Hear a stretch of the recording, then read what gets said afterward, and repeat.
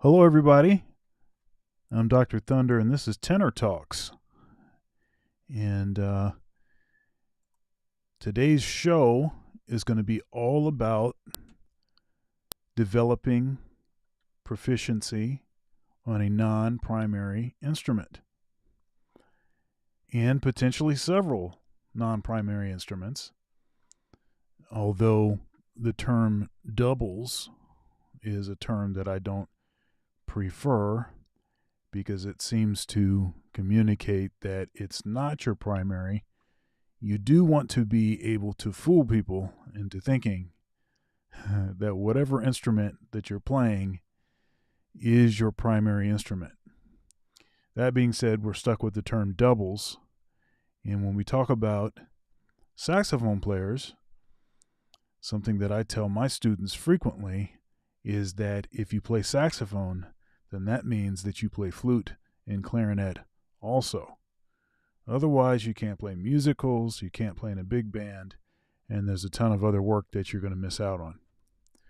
So that and much more, we're going to be talking about today on Tenor Talks.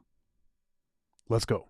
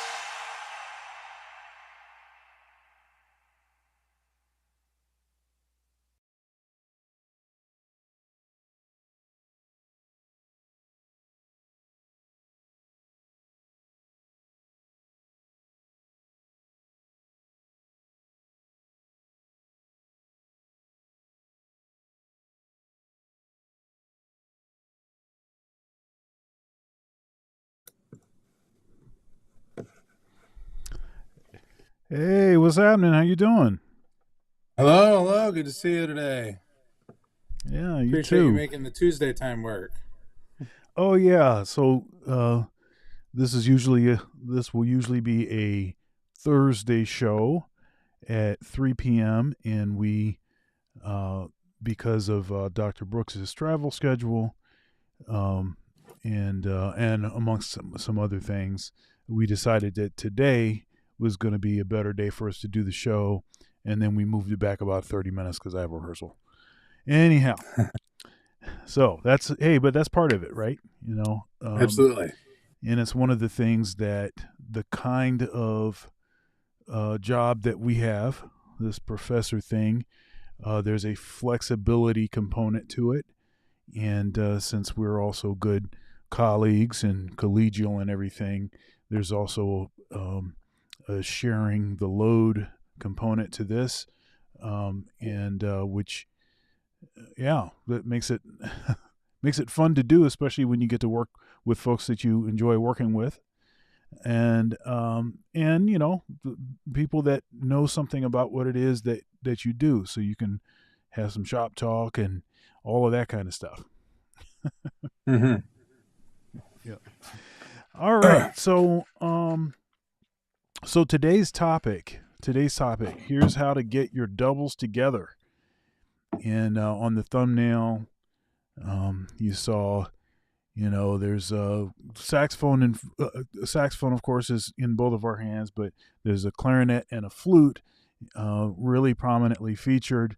That's going to be sort of the primary conversation, but these ideas can also be expanded to other instruments. I happen to play bass, guitar, and I play keyboard also. And if we have time, then I'll discuss a little bit about that. But we'll tend to focus on flute and clarinet. And one of the ideas is just about well, let me ask you this: what are your initial thoughts? So especially, I agree with any double, and I have, some keyboard skills and actually play bass as well, though I don't advertise it a ton. But I agree, there are a lot of similarities with any kind of non-primary double, whatever we're going to call it. But I agree. I think there's an element of working through these instruments with the expectation that I'm trying to fool people into thinking that, oh, maybe they're a flute player, maybe they're whatever that is. And ultimately what that comes down to is similar to what we talked about last week with the practice tips, which is really, really focused practice time, investing your time into that skill. And I, kind of going off of what you said before, kind of almost a mentality thing with, well, what do I really want? What are my goals with this instrument? And is it going to be something that's an expressive tool? Is it going to be something that is more, I'm more of a technician and I can, execute at a high level on this instrument? And so I think about starting the conversation there, then that makes my path easier to find that way. But certainly, I have a lot of flute experience professionally. I did the secondary area of my doctorate is in clarinet performance, so I was fortunate enough to study for a couple of years of that, and I somehow gave a hour-long full recital on clarinet, classical clarinet literature as a part of my DMA, and so I have a lot of, certainly more background in that. My, piano experience is a lot more based on just the functionality of using it to teach lessons and getting through tunes and things like that. And then same thing with bass. That was something that I played a long time, and then I stopped playing, and then kind of during the the lull for lessons and gigs and everything over the pandemic, I kind of got back into playing some bass, and I actually have a student right now that is taking occasional bass lessons with me, and I was working on writing some tablature earlier. So all skills that kind of help you to make you more and more marketable. And I think that's kind of the main impetus for this stuff. So Yeah, I saw the bass in your office, and I didn't get a chance to ask you about right, it. yeah. What is it? What is it? A Squire? No, it's a Mexican Fender jazz bass. Oh, Mexican Fender. Yep. Same Yep. family. Yep. Oh. Yep. Yeah, so I have that, and then I also have my flute right next to me, not on purpose, not a stage stage for this show. There's just genuinely right here. I have a the next month I have a lot of performances on flute as a part of doing some theater work, and like I said, for the bass for writing out tabs and some other things for that student and things like that. So it just so happens to be in my office. All my other saxophones are over there. So Yeah, so it's definitely an asset to be able to function in multiple ways. Um, uh, Years ago, I did a series of videos called "Working as a Multi Instrumentalist" with a great multi instrumentalist, Hamilton Harden, mm-hmm. and those were great. And one of the things that he brought up, which is an interesting thing, and I'll touch on this, but then I think we can kind of get into some of the more specifics about kind of what are some things to practice, what are some things to focus on, and all of that kind of thing.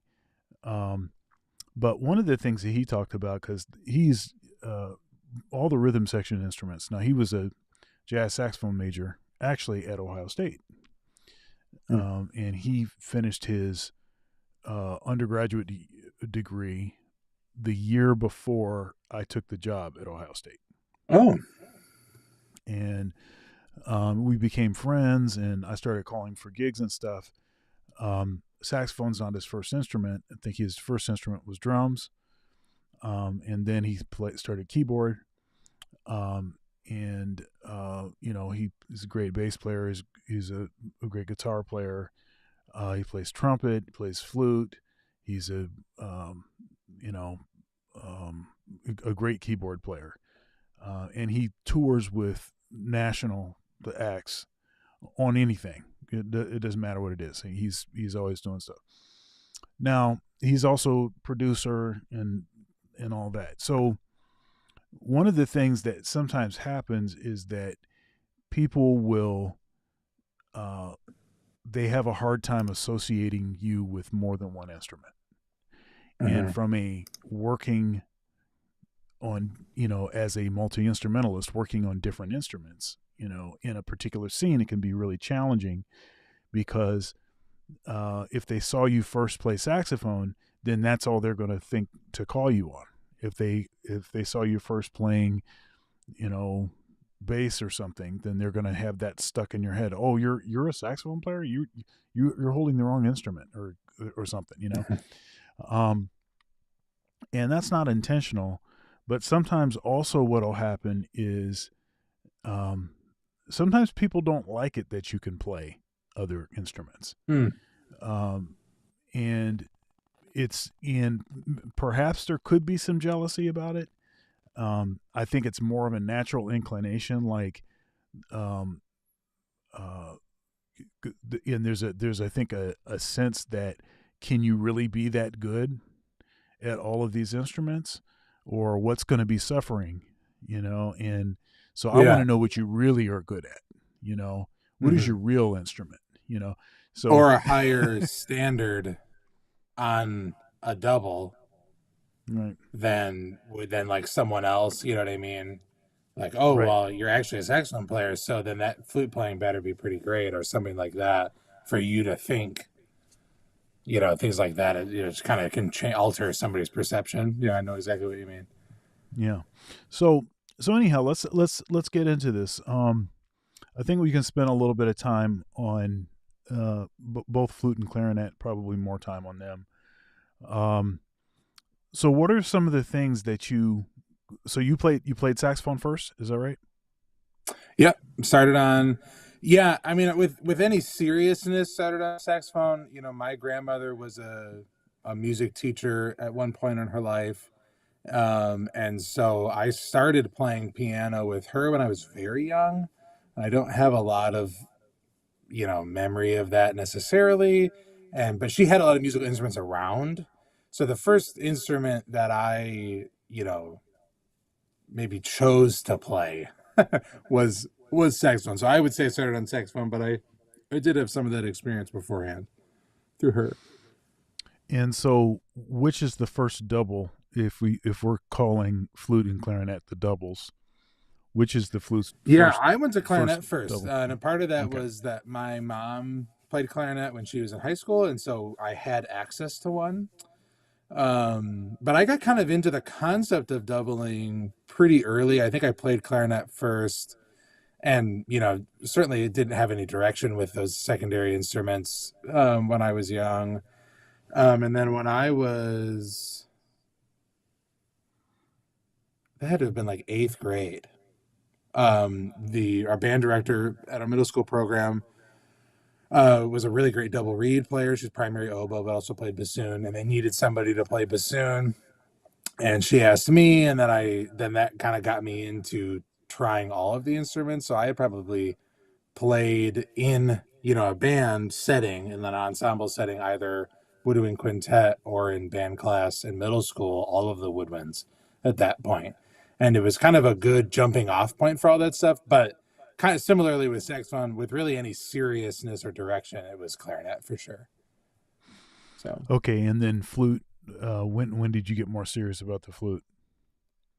flute was something that was really, and I think a part of this is that normally to focus on that. So flute really was kind of accidental. It was I would need to play it in big band. I would need to play it, and that was probably later on in college. But I didn't really do anything, I would say, with any kind of intentionality, probably realistically until grad school. It was a lot later on. I just played a lot more clarinet. It came up more on gigs for me. It came up more.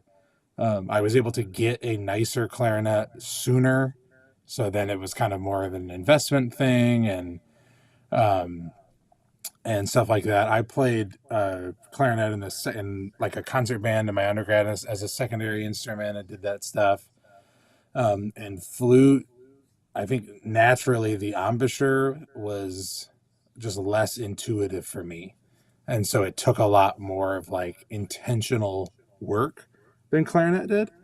Um, but yeah, with any seriousness, really, if we can do a short story with it, really, flute for me was I had a friend who was doing some summer stock theater work in Central Illinois when I was in grad school, and he was like, "Oh, this is great. We can carpool, and I'd love to have you on it." Got me the gig, which was awesome. That theater does 2 week runs, a show every 2 weeks, 6 shows, so for the entire summer, and then it was something like 16 performances in 2 weeks and a lot of double days. So it's just a ton of experience playing. And that summer, it was kind of like, oh, I gotta get my flute together. And so it was really partly getting ready for that, but also just the, sitting down in a rehearsal, sitting down in a show and be like, I gotta get better at this. And then later on, I was able to take lessons and stuff like that. But flute was a lot later and a lot more of a necessity, certainly, than clarinet was kind of more of a genuine interest. Um, so it's kind of a little bit of a different trajectory that way. Yeah. Okay. So now so I started on saxophone, and then when I was about so I started on saxophone when I was really young. I was 6 when I started, and Mm. then flute was at 10, and then clarinet at 16.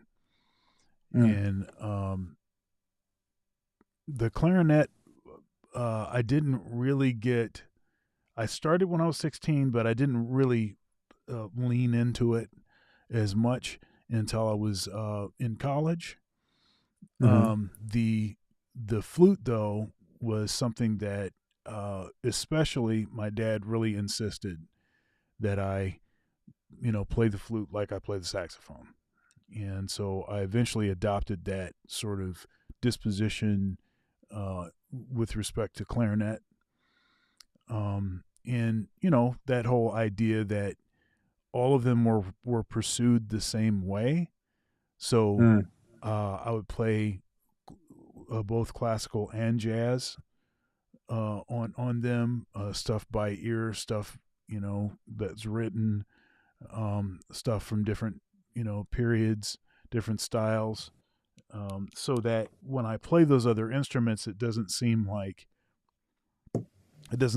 one is definitely the primary instrument and the other Yeah. is kind of like, well, I can play if I need to, kind of a scenario. One of my thoughts on this too has been, if somebody sees you playing clarinet or sees you playing flute or saxophone, whatever it is, that's going to be their experience of your music. And you don't really get to run up to them and say, no, no, no, but really, I'm a saxophone player. Mm-hmm. Or no, no, no, no, no, really, I'm more of a flute player. That's not an opportunity that you get. And frankly, the employer doesn't give a crap about any of that. The employer just Mm-hmm. wants to be able to hire somebody that is consummate, that is very good at whatever it is that they're playing, Um, uh, so if I can ask you, as far as the clarinet playing, what were some of the things when you started playing clarinet, starting getting serious about clarinet, were things that you practiced right off that seemed to help? Well, I kind of agree with what you talked about, with play like you play the saxophone as your primary instrument. And so to me, whether by maybe I got this advice, I don't remember it, or it was just kind of something that was intuitive, but I just effectively mirrored what I had done. And I started as certainly as a high school student, was as a middle school student, was more focused on jazz saxophone. And then in high school, my teacher ended up moving away, and he went to grad school, and he's now currently professor of African American Studies at the University of Iowa. And so in high school, I had the teacher I had was just a classical person who only did classical music, and that's just kind of who I studied with, and that's what I focused on. And so I had a little bit of that background. And so for me, when I started working on clarinet in high school as well, it was, well, I play these scales and I play these patterns and I do this stuff. So I need to find a piece to play. So I need to find, I'm doing solo ensemble on saxophone. So I need to find something to do on clarinet. And it was just kind of mirroring everything. I don't know if I consciously had the expectation of like, oh, I want to be the same level of a clarinet player as a saxophone player, but I certainly had the same method, and I certainly had the same idea in my head that I wanted to be good at whatever I was doing, right? And I wanted to focus on that, and that's kind of that idea. So, Yeah. but it was really a lot of those same things, scale patterns, moving through repertoire and things like that. Yeah. And then I, during undergrad, I kind of let it go a little bit, and I was playing mostly in jazz band and in concert band, so I was getting repertoire that way. And then the pendulum swung back up in grad school, and I kind of did a lot of that same stuff again. Yeah, so on clarinet, some of the things that I talk about, and that I practiced a lot of, that really helped my clarinet playing, is because, so there's a couple things that are different about clarinet than saxophone. So one of the things is it's a 12th for the register key and not an octave. Okay, and so what that does is there's not this sort of symmetry over the with the octave key, with the register key, right? So if I was to do this on saxophone and then touch the octave key, it's the same note an octave higher. But when I do this on clarinet and do this, this is a different note. We're not playing the same note anymore. One is a G, and then the other one is a D. So we're not talking the same notes. So getting used to the fact that it's a register key, and there's a few exercises that really help me to get more comfortable with that. So of course, stuff like full range scales, stuff like even just starting with a chromatic scale and being able to really play that scale very evenly, even across what's called the break, right? The getting used to the weird, the weird key that you're the throat mechanism basically where you have to do all of this weird rotating with your left hand, which is there's nothing like that on saxophone. Um, and supporting the sound, really supporting, because when you go over that break and if you're not really supporting, you're going to get a big squawk for your treble. And it's not just a matter of covering the holes. It's also a matter of the kind of air that you're using. And so full range scales, scales and thirds. One thing that's different about the clarinet from the saxophone is there's no rollers. There's no rollers on the pinkies. It's because you're not supposed to slide your fingers, right? There are only a couple situations where you have to slide because there's just no finger combination that will facilitate not sliding. But for the most part, you're not supposed to slide. So practicing scales and thirds where you're using the correct pinky is really a great thing to practice. Another thing on clarinet is getting used to seeing the ledger lines below the staff. So for saxophone, or that ends out at low B flat, but for clarinet it goes all the way down to E, and so you have to get used to seeing those notes in responding quickly. So what do you think of that stuff so far? Yeah, well, so I mentioned before that I did my secondary area of my doctorate is in clarinet performance, and so my dissertation is written on this exact topic. I think that I got to remember the name of the paper. It's something academic like an autodidactic method to enable clarinet doubling for jazz saxophonists or something like that. And which is really just a very wordy way to say how to teach yourself how to get better at doubles. and so a lot of that stuff is in that document, what I really focus on is outlining how to deal with the major issues that usually a saxophone player can get them to a certain level, and then I don't know why I'm not getting any better, right? And that often is not quite enough to play at the professional level. Maybe it's close, and maybe I don't want to take lessons because I'm not there yet and stuff like that. But so there's really kind of two areas. There's things that deal with the physicality, with your oral cavity, so that's air, tongue, throat shape, things like that, and then also there's your technique.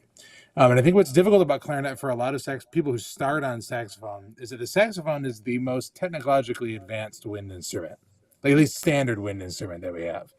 And so it is very forgiving. It is very intuitive.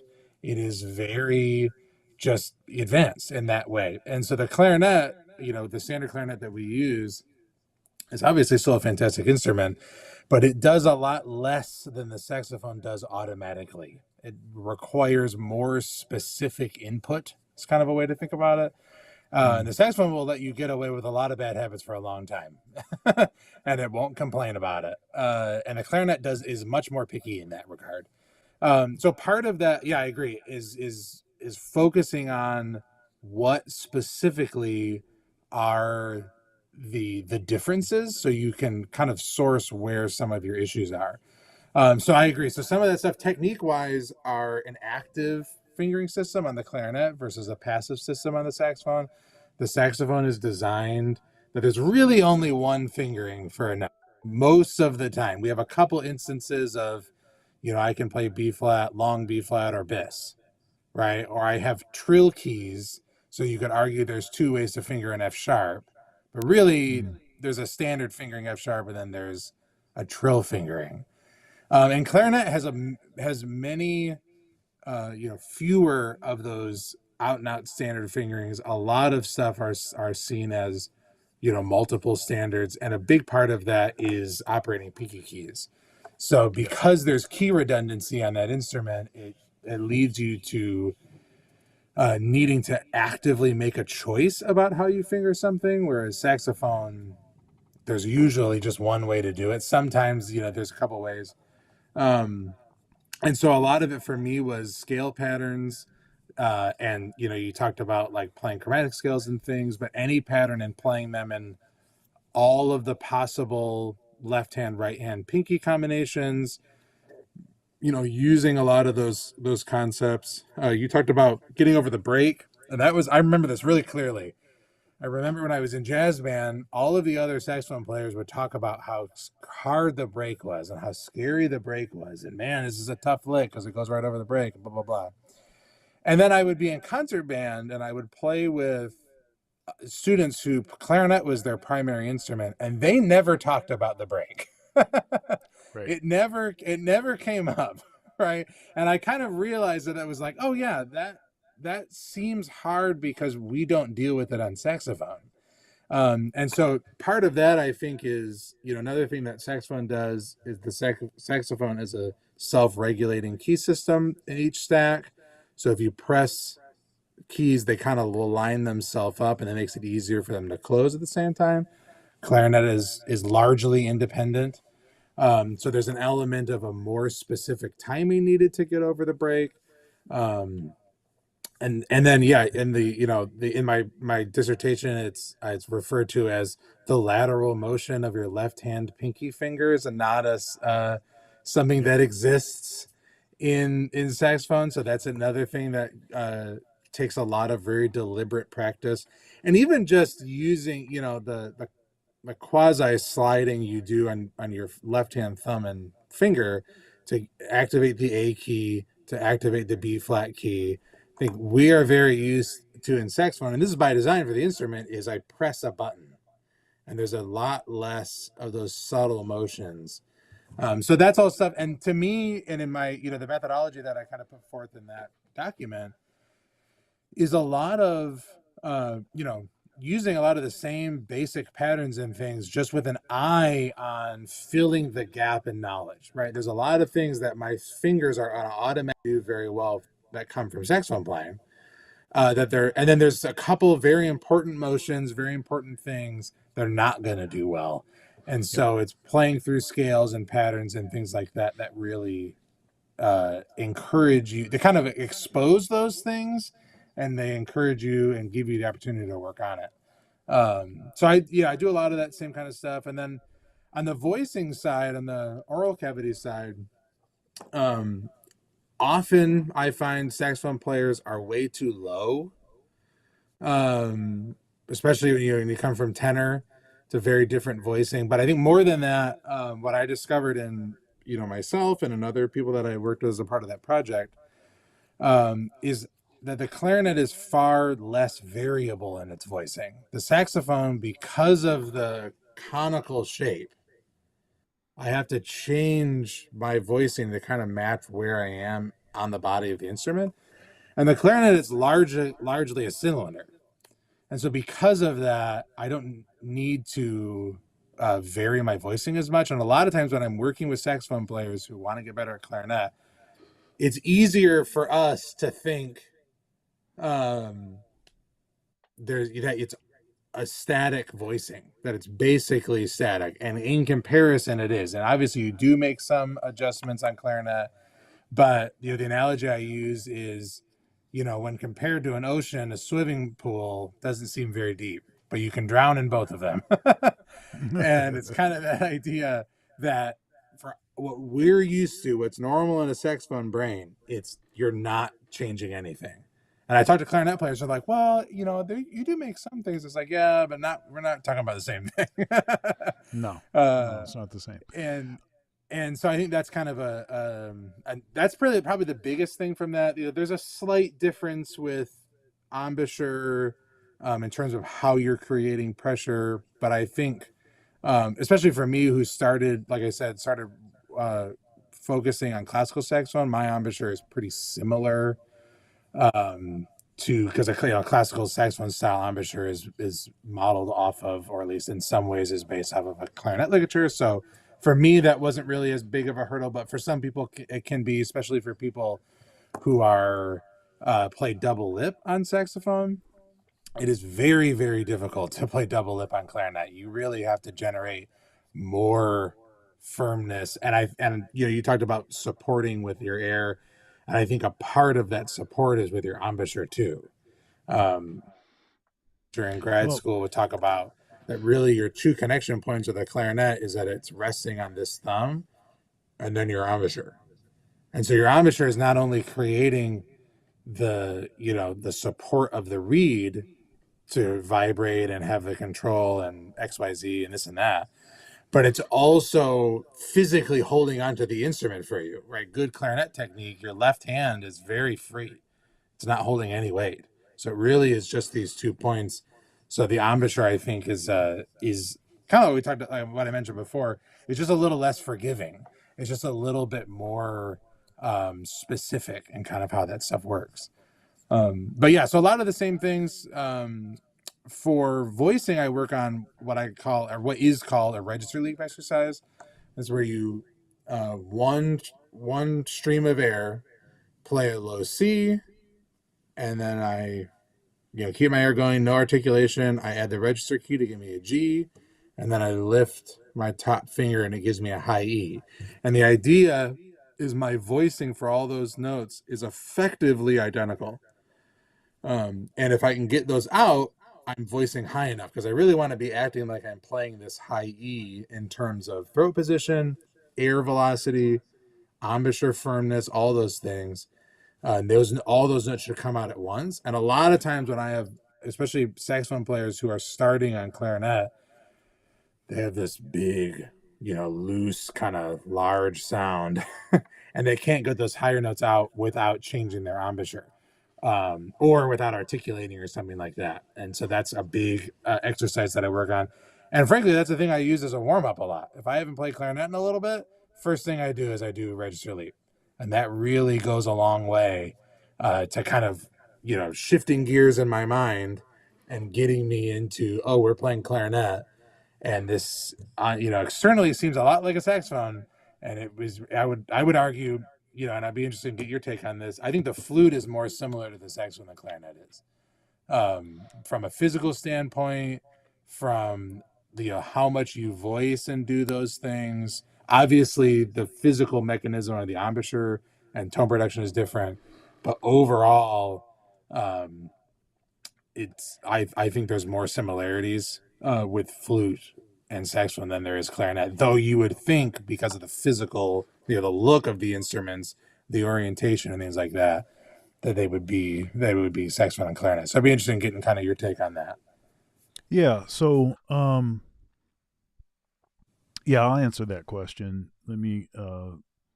There's a couple things. But one thing that's very much different too on clarinet from saxophone is the angle that the mouthpiece goes in your mouth. Mm. So, and one of the mistakes that saxophone players tend to make is they'll try to replicate the same angle. And that's why you'll see saxophone players playing the clarinet like this, like in front of them, when it really should be below them. You should almost think of playing clarinet as the clarinet is underneath you as opposed to in front of you. Now, playing soprano saxophone, we play the soprano saxophone can be played in front of you, right? But the clarinet is not played in front of you. And even if you look at like pictures of, stuff like maybe Benny Goodman or something, even when he's playing with the clarinet here, you'll notice that his head is actually back because the clarinet is still this thing where it's going into your mouth like this as opposed to like this. And that accounts for not getting a lot of not getting the kind of warmer sound that you want to get out of the clarinet. Because when you play it like this, though it seems to be simulating more of that, the sort of pressure dynamic that you want, the more free blowing kind of thing that we love. And playing it like this is more like blowing your brains out, based on the amount of the difference in pressure versus Mm. playing it this way. It also contributes to a darker sound when you Yeah. play with the Eris coming out this way. Um, so, that's a big thing. I think, uh, folks, if you're going to play clarinet, you're going to have to deal with that. One last thing I'll say, and then I'll give it back to you. Um, uh, it's a good idea. I think something that can really help actually is for saxophone players that are trying to play clarinet to actually use a neck strap. Mm. Um, and there's a couple of reasons for this. I think clarinetists they're not thinking about it, and likely they've built up more strength in that part of their hand, and they're probably not going to develop bad habits. But often is the case that saxophone players, it doesn't seem like the instrument's that heavy, but when you're practicing for amount of time, it's going to put uh, Yeah. a groove into your thumb, and also Hmm. can create some soreness in your hand, in your right hand, in your joints, which can and will likely cause you to start doing bad habits like resting the clarinet on your knee, um, and and there's a long list of other bad habits that you can create, but also the strap can actually help you to keep the embouchure angle, Hmm. um, and it just make it generally more comfortable. Let me answer the question. Um, so here's the thing about, um, so flute is very much different once you get past, say, B, just over the staff. All of those Oh fingerings yeah. are all totally different because there's no Hmm. register keys. But below that, you have that same symmetry, Hmm. between the lower octave and the middle octave. We'll say you have that same symmetry that you enjoy on saxophone. Um, with respect to embouchure, of course, it's totally different. That's the one that's the most different, of the between clarinet and flute when compared to saxophone. But I think the fingering thing, I think, often causes saxophone players to think of flute as being more similar to saxophone Uh, than clarinet is.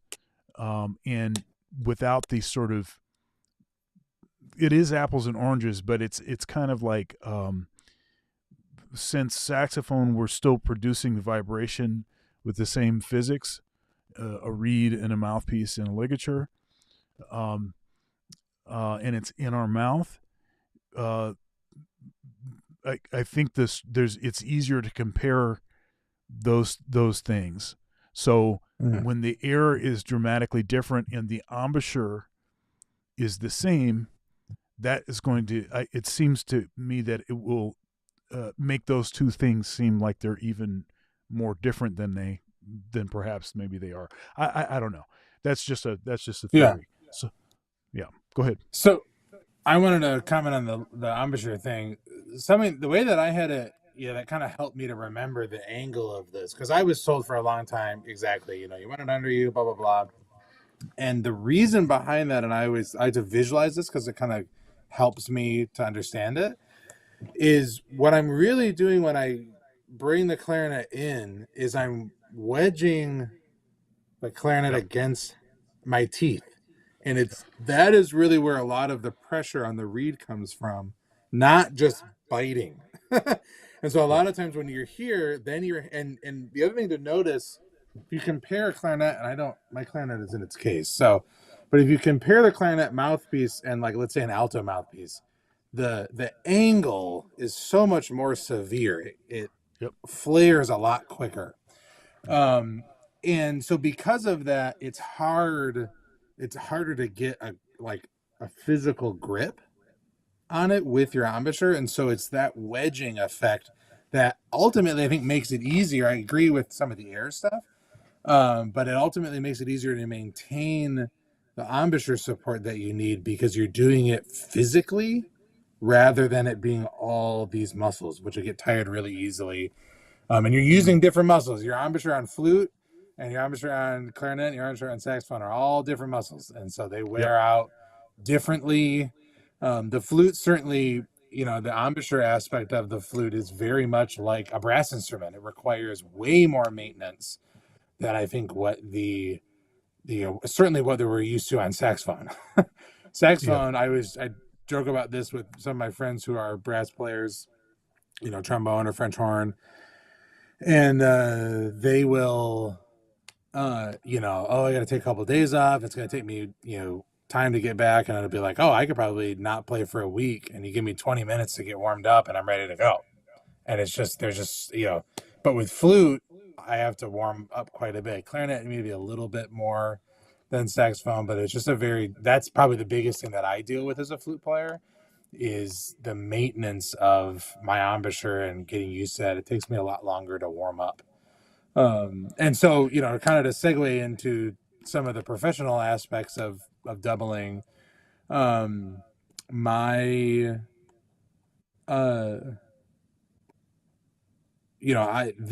not this weekend. This weekend I'm traveling to Michigan for a jazz festival, but next weekend, actually no, I'm sorry, it is this weekend. I'm in the jazz festival the next couple of days, and I come back and we do the show. So it's this weekend and next weekend. I'm playing a show musical at the Lincoln Theater, and that's B-flat clarinet, flute, bass clarinet, and tenor sax. And then I have a week off, and then I'm doing a show at the Palace Theater, which is The Sound of Music.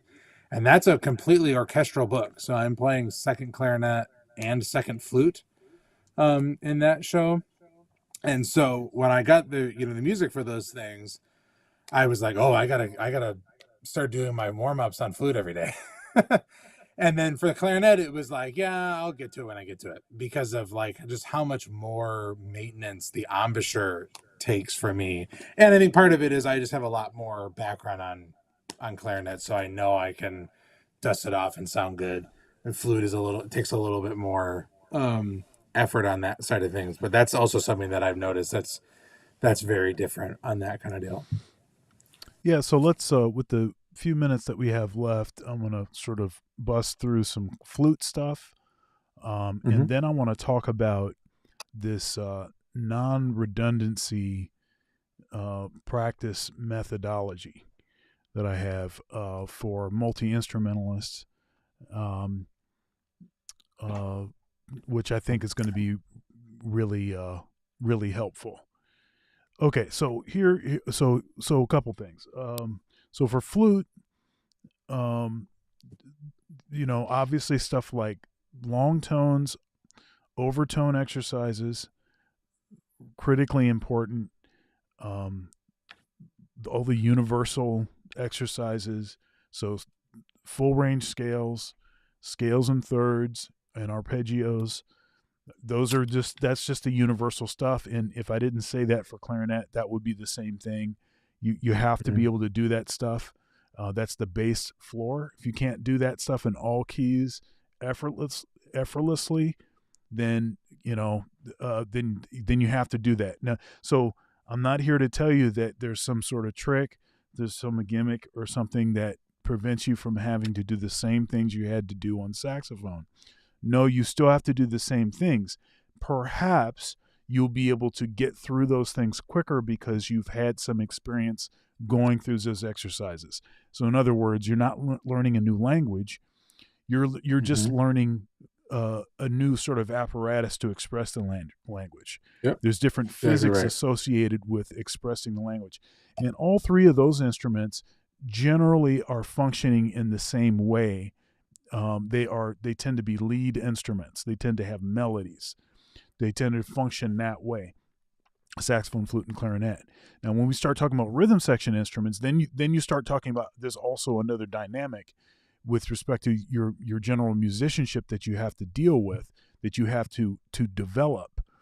But with respect to these three instruments, really what we're talking about is overcoming the physics. and to overcome the physics, you at first you have to do the same things, and then you can start to specialize in certain areas that are different. So, for instance, on flute, there's all kinds of other tonguing options that are not the usual tonguing options that you're going to do on clarinet and saxophone. So, double tonguing, triple tonguing, flutter tonguing. There's a number of things that you can do. The way that you access overtones, whistle tones. There's a long list of things. And then one beautiful thing about playing saxophone, flute, and clarinet, it's really great because it opens you to a world of more repertoire. There's like a huge so look, for saxophone, classical, because saxophone is the most recent instrument. So the repertoire ends at a certain point. You get back to a certain point and, oh, nobody was writing for saxophone before this. Yeah, because there was no saxophone. That's not the case for flute and clarinet. That classical rep goes way, way, way back, and it's just an expansive, extensive collection of really, really great music. And so it opens you up to a world of other music. For clarinet, I always tell students to take a look at the Rose Etudes books and the Close for etude books, and then you can start looking at classical repertoire. Of course, there's the great the Mozart Clarinet Concerto. That's the standard reference. That's a great piece of music, and it's very flashy, but it's actually not that difficult to play. And so it would be something good to get into, get yourself some sort of instant gratification. One thing that I always tell that I have done myself and I've suggested to my students is there are a lot of classical MIDI websites, and you can actually download and then import the MIDI into like notation software, and then you could sit there and actually, as a sight reading exercise and or just to work out some rep, write with something, and you're looking at all the parts and how your part relates to the other parts. So in that you can kind of learn some theory and some other things at the same time with that. Flute, I would say there is a collection of books called Melodious and Progressive Studies. And at least at one point they were being published by Carl Fisher, but it seems to me that they may have changed publishers at some point in time. But there are multiple books, 4 or 5 volumes, and mostly it's orchestral excerpts. But really great stuff to work on. It's standard reference. It's good stuff to do. And then on flute, there's a book called Top Register Studies by Thomas Phelis that I believe. I mean, I started working on this when I was in college, working on my undergrad.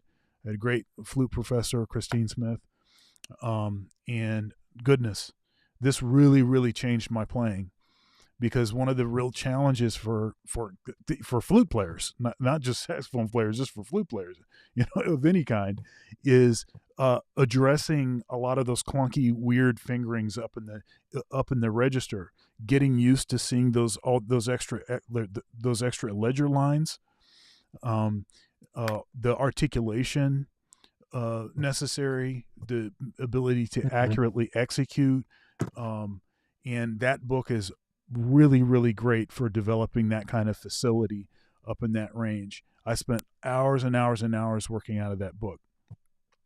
Now, there's a ton of other things to do.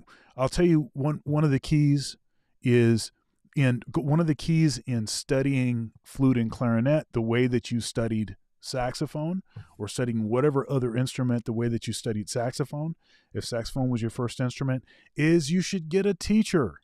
Get a private teacher, and that's something that I did on both of those instruments. I studied with a really great classical flute professor at Western Michigan University during my undergrad, and clarinet, I did the same thing. I studied for I think it was at least a semester, but it was probably 2 semesters. I studied clarinet with a clarinet professor. So And I'm always asking questions. Other clarinet players that I know that are really great players, I'm always asking them questions, and not just the usual questions about equipment and the stuff that we love to talk about, what kind of reeds you're using. Sure, that stuff is great too. But I'm actually asking them questions about, well, so what are you working on right now? What are the kinds of things that you practice? Um, uh, let's see here. Yeah. Okay. So that's basically that. Now I have this Yeah. idea. Go ahead. I was just to say, all of those books and everything you mentioned are the same stuff that I do. And getting a teacher, a teacher's job really is to help you to get on the most efficient path to get to where you want to go. And that's kind of that idea. I certainly, I have students that come in and I tell them all the time, I can't make you be great. I can show you how to get good quickly, but you have to be the one that does it. And I totally agree. I think having a teacher for that is great. I studied clarinet at the University of Illinois for 2 years. And then I was an adjunct professor at the University of Illinois Spring Campus. And they had a fantastic flute faculty who was also the director of bands. And I was fortunate enough to take lessons with her for about a year. And that really changed my playing just to get me into some of the rep and some things like that. And you mentioned, getting sheet music online. I do that on a website, 8notes.com, not a sponsor. And they have a bunch of, classical music, user uploaded stuff. And I use that for sight reading, but I also use that, on doubles, but I also use that as just a easy way to find things. And they have that same MIDI idea where you can play along with the accompaniment and it helps you with playing in tune, and all that stuff I think is great. All that stuff is stuff that I've done as well. So definitely important takeaways for getting your doubles together. Yeah, and so I just real quickly, I have this idea called a non-redundancy practicing, or non-redundancy practice methodology, however you want to say that. And really the idea is, so since we don't have unlimited time, you have to make choices. And when you're talking about what's going to be the most important things to do in order to not just maintain, but hopefully to actually continue to cover ground, you have to figure out what are the non-redundant aspects or non-redundant techniques or whatever that you have to be able to execute well to play any particular instrument well. Okay, now we mentioned already a couple things. So, for instance, the physics of saxophone and clarinet with respect to the mouthpiece are more similar than the embouchure for flute. So if I only have 10 minutes and I'm like, okay, well, I can only practice two of these. I can only practice long tones on two of these. Then one of them has to be flute. Okay? I mean, you don't have a choice. One of them has to be flute. Then the other one you can say, okay, is it going to be saxophone or clarinet that I play long tones on? Okay? And you can go through a process of determining what is the most different. And you can come up with a practice strategy that will give you the best bang for your buck, as it were. So, for instance, I play bass and I play guitar. Now, when I'm able to practice both bass and guitar in the same day, I'm not going to practice the same things, because the neck on the bass and the neck on the guitar, there is a lot of similarity. The scale length is longer. The way that I'm accessing the notes, how I articulate the notes, is different, right? So on bass, it's going to be more with fingers, although you can play with a pick. It's going to be more with fingers, and guitar is going to tend to be more with the pick, although you can play with your fingers, right? So, um, so when I played guitar after bass. So when I started playing guitar, I didn't just get the guitar and say, okay, now let me play all the same things I can already play on bass. I did some of that. But then once I got to a certain point, I was like, you know what? I need to focus on the things that are different. And what was the primary different thing is picking. And so I spent hours and hours. So every time I'd pick the guitar up, I was practicing a lot of picking exercises because that was the thing that I didn't do on bass at all. Okay. On keyboard. And the other thing on guitar is you're going to tend to do more chording. So I was working on a lot of chord shapes and things on guitar because that's not something I did very much on bass, right? On piano, okay, what are the basic things that you need to work out? Okay, so you need to be able to say play root movement in one hand and a good voicing in your other hand.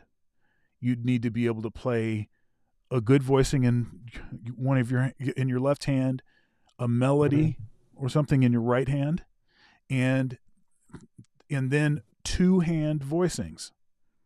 Right? Those are things that you want to be able to do.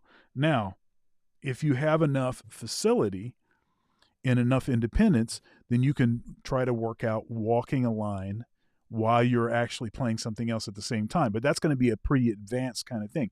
Those first three things that I said are things that pretty much anybody can work out. It just takes time. Right? And so I sat there and I worked out all of my major scales, both hands, right? 2 octaves, every kind of scale I could think of. Spent hours and hours doing that.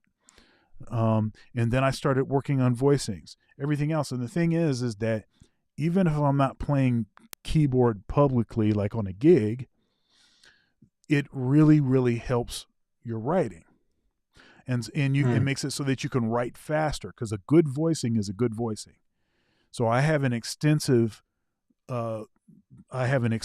sort of repertoire of voicings that I can play on the keyboard. And so that makes it so that I'm like, okay, I need to write some horn charts, or I need to write string parts, or I need to write whatever it is. I can do it quickly because I have a bunch of voicings and I understand how they work. So I can make modifications. I can change this. I can do that, whatever. So anyhow, non-redundancy. So if you're trying to get to a certain level with whatever the new instrument is, there's 2 things. One, you have to figure out what the non-redundant techniques are. Spend most of your time on the non-redundant techniques. And then the second thing is you need a critical mass. You need a critical mass of time in with that instrument. So you're not going to cover very much ground if you're not spending time each day, and probably fairly significant time on whatever that new instrument is. And if you do that, you get yourself a teacher and you take a lot of the suggestions that we have made, that is, you're going to significantly increase the quality of your doubles. Mm-hmm. Yeah, and it can be a lot of information, but I think it's really about, just getting started and working through those ideas. And I totally agree with the non-redundancy thing. I think that's an important aspect of, how I've worked on doubles myself, is being aware of that stuff. So, Yep. Well, cool. Well, this is a great conversation. I'm glad we got a chance to talk through this stuff, and always good to see, to be able to, like you said at the beginning of the show, to be able to kind of share the knowledge and kind of work through those experiences, and often how, you arrive at sometimes in the same places, different ways, which is can be cool and very interesting. So, but yeah, this is great. I got to get ready for a rehearsal though, so I got to let you go. All righty. Well, me too. I'm heading out. So I will see you later. We'll be back at a regular time next week at 3:00 on Thursday. All right, everybody. Right. Have a good one.